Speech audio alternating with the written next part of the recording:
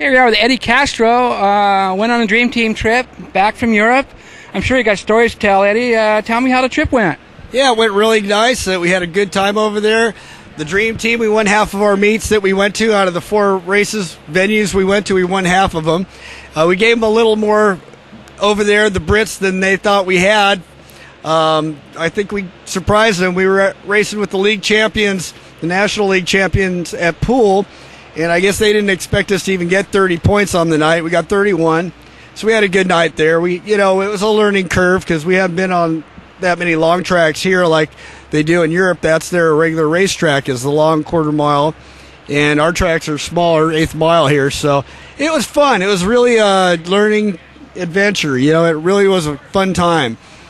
Well, I hear you had some stuff happen in some of the races and a few crashes, a few get-offs. Tell me about them. Yeah, on the first night at pool, there was a big hole going into turn 3, and one of the Brits in front of me came in the corner. He launched his bike, and he crossed his bars up, and it spit him off into the air fence, and his bike launched about 20 feet in the air. I saw the bike coming down towards me. I had to lay the bike down. I was probably doing about 80 or 90. It was on the back straightaway going into turn 3 as all this happened.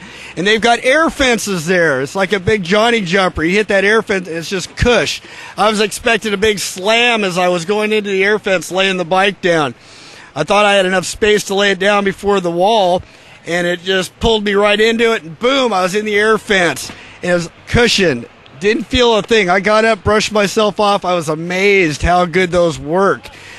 Checked the bike. The equipment was fine. We got up and ran another race after that. Later on in the night, I had Gino Manzaros as a teammate, and we came off of 2 and 4. And I was passing around the outside, and Gino was battling with someone else. I don't know who it was. I forget who it was. But the guy straightened up, and he came right at me and was about ready to T-bone me. Luckily, he didn't hit my leg, but he nailed the back of the bike, and it spit me off the bike off the high side into the air fence again. So twice that night, I got a chance to try the air fence. Again, the bike was fine. I was fine. Brushed myself off. A few scuffs and bruises, but I was okay. The bike was fine. The guy got excluded by the referee. He pissed and moaned with the referee and got a 60-pound fine by the ref, got excluded out of that heat. So on the restart, I won the heat. So I was the first American to get a first place that night. Ingalls was doing real good over there, but he blew his motor that night. He was my teammate most of the night, but then he grenaded his motor. So I got into the main event in Heat 15 that night. Jason Ramirez and I. So we were at pool the first night, and that was our first adventure on the big quarter-mile tracks. It was a fast track, and it was really fun. That was after getting our bike set up at Ermolenko's a couple days before.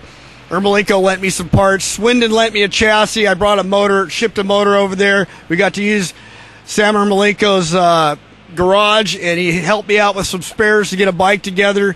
So it went pretty good. The next night, we stayed at, that night after pool, we stayed at Nick Middleditch's house, and he put us up. It's a mansion. It's a 24-room mansion. He put the whole team up overnight, and then from there, we went on to Newport the next day. After we set up the bikes the next morning, we all got up and worked on our equipment and set the equipment up, and then we were off to Newport. Plymouth. Plymouth rained out. And then that night, we were going to race Plymouth, and it rained out. We had to stay in a motel overnight.